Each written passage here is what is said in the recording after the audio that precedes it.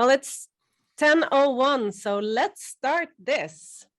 Hi, everyone, and welcome to the very first episode of this Storykit Live event. I must admit, we haven't really come up with a good name for it yet. This is such a test ride, so any suggestions are welcome. Before, during, after, anytime you come up with a great name for this, just send it over. I love that we have a little audience with us. We have just posted about this organically. We haven't really made a big fuss about it, partly because we're experimenting with it, and partly because we wanted to see what happened. But I'm super excited for every person that is in here, regardless if you're a Storykit employee or if you are someone who's just curious about storytelling. Our main focus in this episode, but also moving forward, will be storytelling, and especially social storytelling. Sometimes we will bring guests, sometimes we might not, but we truly want all of you to participate, ask questions, and please make us sweat. No question is stupid, no question is dumb, no question is too smart, because please make us sweat. But this is how it'll go. So my name is Jonna Ekman, and I'm the marketing director at Storykit. And Storykit, for you who don't already know this, is the complete video creator.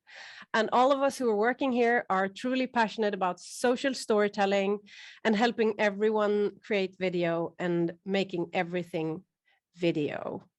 With me today and every day moving forward, I have the brilliant Heidi Bordal, Storykit's own community and social media queen. Oh, she will be with you in the chat, keeping an eye open on your cameras and everything. So as soon as anyone asks a question, raises her hand, or just raises an eyebrow, she will notice. And she will then let you into the live stream to talk to me and Fredrik and Heidi. So with no further ado, let's present our first guest, and why, as we say in Sweden, cross the river to find stuff.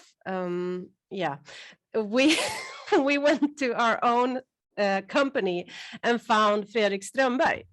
So Fredrik is the founder and CPO at Storykit, and in my personal opinion, he's one of the most knowledgeable people there is when it comes to content, social media, and all things internet. So Fredrik, a huge welcome. And could you maybe kick this off with telling us a bit about your background, and tell me if I'm right when I say that storytelling has been important for you throughout your whole career? When you talked about it, it just struck me that it's true what you say about social being the way we have told stories forever. I mean, one of the things that I am really annoyed with companies is the thinking that we just have one chance to tell this one story. But I mean, even if in real life, you craft your stories by telling them. So I go to a party and I tell a personal story about a funny thing that happened, and it didn't work. So I go to someone else and I try the same story, and now I know a better way to tell it. And after a while, my anecdote becomes something that I can really use. And that's the same thing. Like, you don't just on social, you don't just have one opportunity to tell your story. You actually have an abundance of opportunities to tell your stories. That's true. We sometimes get annoyed comments on our image posts on social media, because it's like, aren't you a video company? Shouldn't everything be a video? And we're like, no, it probably shouldn't. But I haven't tried the shouting out the window. It is a video yet. It's a super super short video. Yeah, it is. It's an image video. So it's a one frame video. That's a video. That could be a video too. So that's something we often say, like, everything doesn't have to be a film, it could just be a video. But when it comes to video and text, which we are talking so much about, not just right now, but especially right now, we are talking so much about the script and the importance of the script in a video. So why is it so important in video on social media today?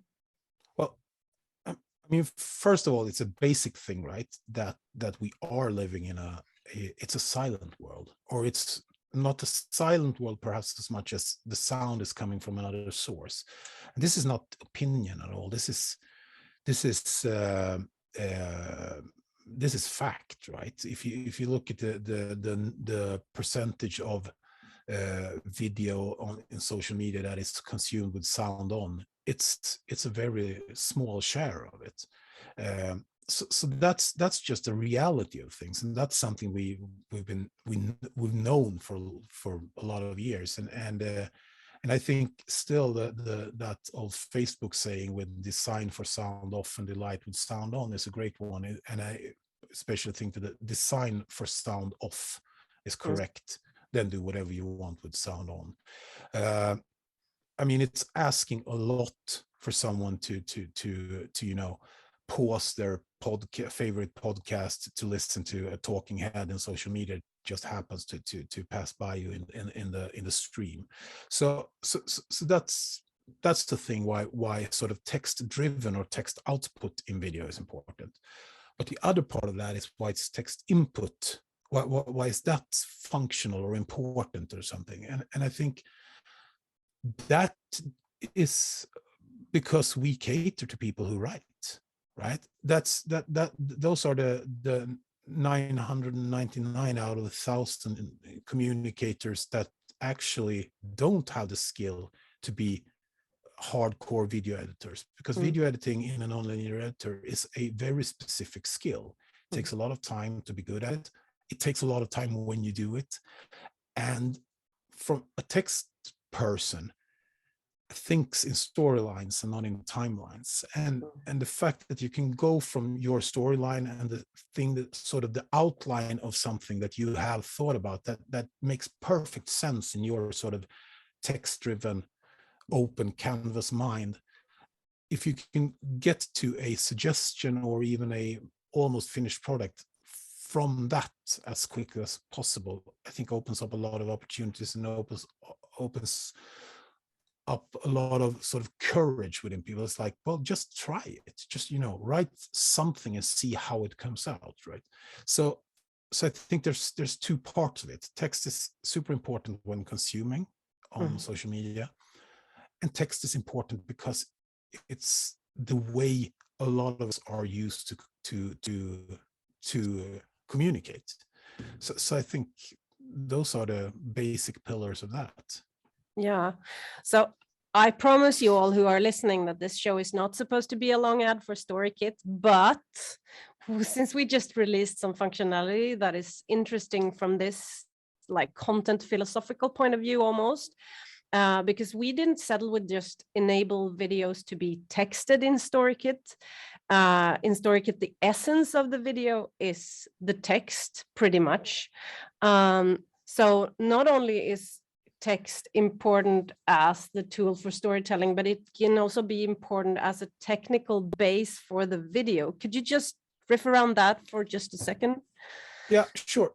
I mean, we tend to look at it this way, that if we can get the text in some way, right, then we have a firm sort of base point for adding functionality, adding intelligence to it. This is what we do today with our AI solution, right? So we analyze the text.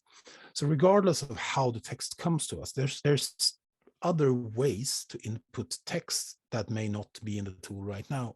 But when you get to text, then you're in a really robust format of storing information. And that information can be analyzed and we can attach further information to it. And information is useless if it doesn't sort of release functionality or help or something that gives the user something. So for instance, if you use the script editor now and you write your text in, or if you paste your text in, or if you parse a URL from it, so you get a suggestion for like, this is the layout of the text and this is the suggested storyboard. One of the things that we are doing today is that we suggest search terms for you, right? So we try to analyze the text and see what it's all about, and then we suggest search terms in the asset browser to get you like closer to, or to just to give you suggestions on this. These are terms that you can use to search for relevant assets for the background assets in your video. So that's the way. So as soon as you get something into text, then you can do a lot with it. I mean, we've just scratched the surface on what you can do with it. So it's text is super robust. That's the thing, right? It's easy to store, it's easy to transfer, it's easy to manipulate, it's easy to duplicate, it's easy to do stuff with, and it's easy to have, because it has natural delineations in it, so which means so that we can separate it by sentence or by word or by block. We can, as we call, tokenize text in a really productive way. So that's why text is so good. Everything in a sense is text. Even if you look at like big lofty promises about artificial intelligence and machine learning and pattern recognition and stuff, it's like when you store that information, in the end it's text. So it always gets down to that. So we think that using text is it's really straightforward in a sense. It's not a hard choice. The hard thing about it is to go from that text to something that makes sense in form of video. But I mean, that's why we are a lot of people working with it. It's because that's the hard part. It's not the hard part to store the text and to sort of find out what the text is about. Some parts are hard, some parts are super easy. But I mean, text is good. It's robust. It's basic. Yeah, but as you said, being a video editor and knowing how to tell the timeline-based story is a very specific kind of skill. But telling a good story in text is also an admirable skill that everyone doesn't feel that they have.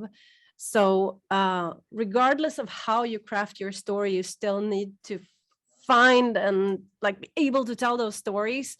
How is a good way to start? How do you do it? But in what sense? Finding the story or telling the story? Well, let's start with finding the story. Well, yeah, finding the story is kind of easy. It's like turn to the left, and see, look at what you have over there, and then try to figure out if there's a story to tell. No, but if you work within an organization, a company or some other kind of organization, almost everything that happens, if you employ a new colleague, if you release a new product, if you are making changes to service, everything could be a story to tell to someone. The thing is not to get hung up on, well, this doesn't have mass appeal. Well, sometimes it's enough if it appeals to one specific person, right? The goal with social storytelling, and in a sense, which comes back to finding a story, is that it has never been about telling one story to as many people as possible. It has always been about telling as many stories as possible to as few people as possible, in a sense, right? To the relevant people. You want to limit your target groups, in a sense, to be more specific, which means that you have to tell more stories. You have to surround everything that happens with different angles and different stories. So I mean, I just have to interrupt you there, because that's something that I have been talking about a lot the last few years, telling more stories to smaller audiences. And I often get like people get quite opinionated about that, because like, why? But we need to enhance our awareness. We need to do a huge brand campaign. We need as many likes as possible in our Facebook feed and so forth. So what would you say to that type of argument? Yeah, I think that's totally different ball games, right? It's like you are what you measure. That's a huge issue, and I think we've seen this 3 years. I mean, we have so many clients, we have so many contacts, we've been in this world ourselves for so many years. I mean, the volume thing exists and it's real, and it's because the platforms tend to feed back sort of volume numbers for you, and that's an easy way to create some kind of sense of fulfillment or sense of success. There are cases where that's important, right? There are absolutely organizations that need the volume in raw numbers. I can't really name you one, but I'm sure they exist. But for most others, you have to measure much deeper. You have to have a lot more. You have to just be a lot more professional in what you measure and how you sort of how you delineate success from failure. But that's a tough call, right? Because when you have tools, when you have platforms and analytics solutions that sort of tend to feed into that volume thing and the number of likes and stuff, it becomes your way of measuring if you're doing a good job or not. To that, I just can say, I mean, no one has made any money out of from a like, right? If that like then translates into selling that shoe, sure, but then you have to sort of prove that connection as well. And I mean, you know that sort of the absolutely most widely successful social media thing you ever put out just yielded nothing. It's like nothing. Because it was just totally the wrong thing to have viral. It was a thing about not photographing feet in social media or whatever, and it just went the totally wrong way, right? I'm sure you told the story a lot of times. But I mean, that happens, and that happens when you optimize for volume. That's where you end up. And I mean, I've been working on the media side, so I know this. That's where you end up, right? I'm not only a part of it. I was one of the instigators in this country for actually doing social media, sort of clickbaiting stuff. So mea culpa, but I mean, so I mean, yeah, I understand the pushback. I still think you should push back on the pushback and say that, well, you know, I'm pushing back on the pushback. Yeah, does that actually sort of advance your business or your communication goals or something like that? So I mean, that's what.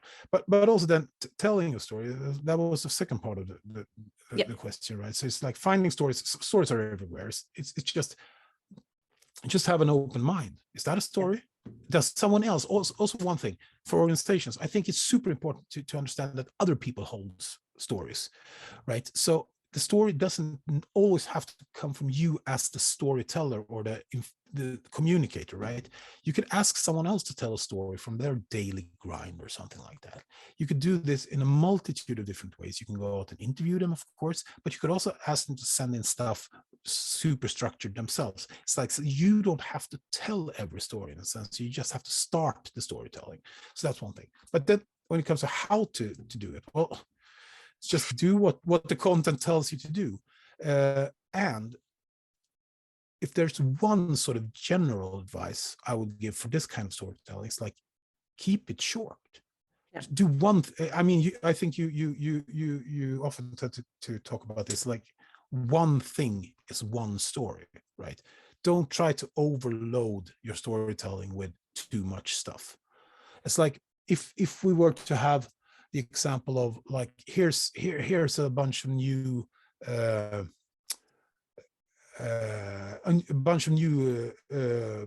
laws or regulations that have been passed, and they all sort of they start being active on June the 1st.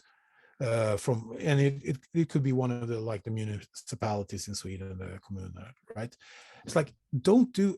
I mean, you could do one video that has here are the 10 most important things you need to know. That's okay, sure, that's one thing. But then do them piecemeal. Do one at a time, because that. I mean, you can create a lot of content from the sort of the same well, but also in social relevant stuff tends to find a way to reach the right people, because if there's a specific thing and someone sees it who's relevant, then you're kind of more likely for them to ping someone else in a common field and stuff. So I mean, there's not just, it's not just about, we created 100 units of information. It's like actually pinpointing them and focusing on one thing may increase their chance of reaching out, right? Because they're not hidden in this big sort of story. And once again, do both. But that's the thing. Just don't like over engineer. So don't try to tell everything all the time in every story. No. I was gonna ask Heidi if anyone has any questions for us. People seem very polite and quiet. Exactly, they are. We haven't received any in the chat so far, but if you do, please shout out or write it in the chat field. You can ask us anything. Well, then I'll go back to my little thingy here. So would you say, just to answer your question before you get the chance, would you say that that is the biggest mistake that people do with their videos or their stories overall in social, like trying to cram as much as possible into it? Or do you see other things that people do that is off the charts? I think in that sense that they are related. I think that we tend to see that people are trying to tell sort of, it's a lot of this one big story thing. And that sort of also then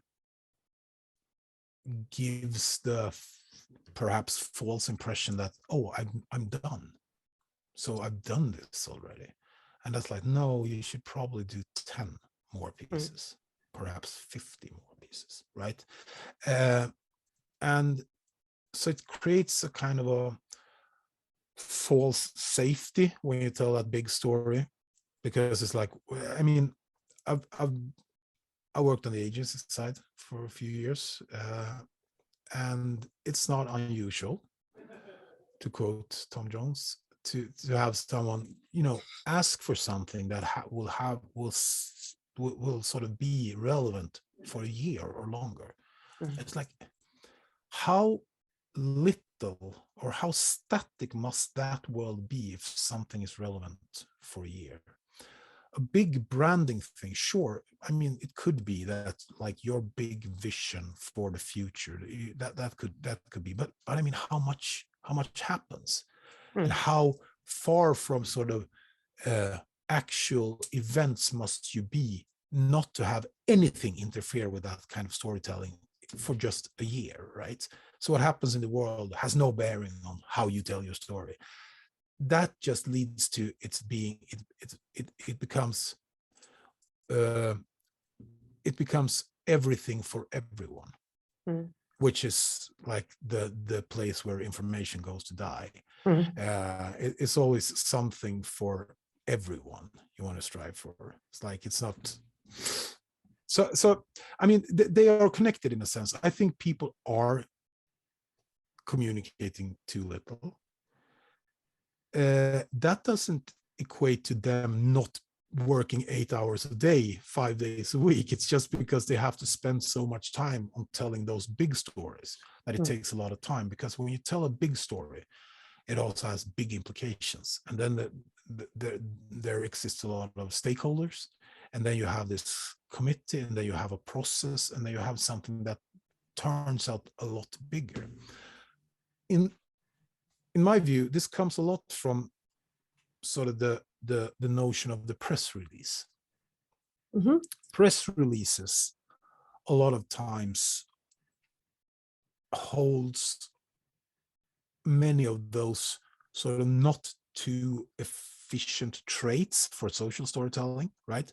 So they often tend to be, here's the story from A to B, but we also have all like the technical specifications in there, the quotes from 6 different stakeholders, and you know, this and that, and it's and here's the basic information about us as a company, and here's a lot of things. And if you get this in your hand, you have like the context leading up to whatever the press release was about. You have sort of the implications going forward. You have the quotes from all the stakeholders. You have the technical specifications or the organizational specifications of whatever happened that led to that press release, all encompassed in one document. So we're sending out the press release, and that's sort of that's what we do. All those press releases should probably be 7 different pieces of communications, or Yeah. 15 or 12 or 3. Right. So yeah, I think that's, and also what I think is something that storytellers should look at when they storytell for social, is that it shouldn't be as, what should we call it, ceremonial as it is. You don't really have to have like a title on stuff all the time. You could just go straight into a quote. You could go straight into some facts. You can do a lot of things where you jump into just that nugget of information that you want to communicate. And then it makes more sense, like, read the whole story here, look at the whole story there. So like you don't have to sort of, wave a flag where it says, well, story coming up about this. It's like you can just jump straight into it. So I think you can cut out a lot of more or less dead meat, which is just more or less it's structure. I mean, it's not wrong. You can have great headlines and great titles that really function, right? But you could also skip them and move straight into something. Like I still love like the single quote video from someone, just someone who says what it is, and then it's like, do you want to know more? Go here. That's really good. I am thinking that we're reaching towards my end of my question battery. So do we have any questions from our amazing participants here, or are we, Heidi? You've been so crystal clear this whole time. Been so crystal clear. No questions. That's really good. So Fredrik, one last tip from the pro here when it comes to social storytelling, because all of these things are really good things, like one story, one jump into the story. But when I sit there and I'm going to write my LinkedIn post, or I am going to do my video or whatever, and I'm just like, ugh. So give me one good way to just overcome that feeling and get something out. I mean, hopefully you're communicating from a place of need, not a place like where you have a schedule to fill. But I mean, if it's about overcoming writer's blocks, then it's like steal. Look at what someone else has been doing and do that. And I mean, that's a super efficient way of doing anything. It's like, look at what's the 10 best things you've read this week. Steal those, because when you make them your own and make them about yourself, I mean, then that's your story. I mean, I once, oh, this is so long ago, I think it's like 17 or 18 years ago, I was at a conference, and this guy whose name eludes me, he was an editorial consultant, and he said that there are 6 different types of stories in a magazine. If you try to convince me that you've invented a new one, then I will tell you that you haven't. Like that's all there is.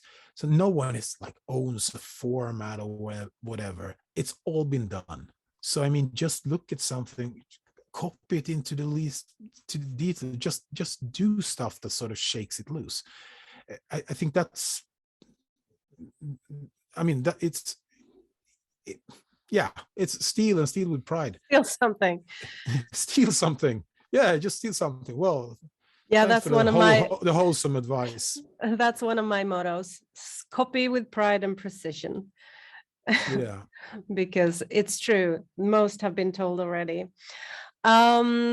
Thank you, Fredrik, for all these insights about storytelling on social media. We're going to be talking about this frequently moving forward, and I am so hoping to see some of you that has been here today to join us for the next one. You will see when it comes up. We will try to do this more frequently and with a very stable cadence in the future, but at the moment we're still trying it out. So I will also send out an email to you who has been with us to ask you a couple of questions, because we want to be better and so forth.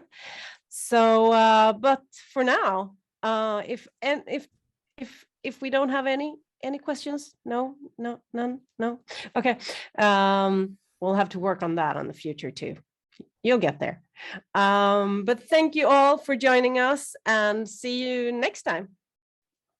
Well, let's do Have a nice day. Thanks, guys. Bye. Bye.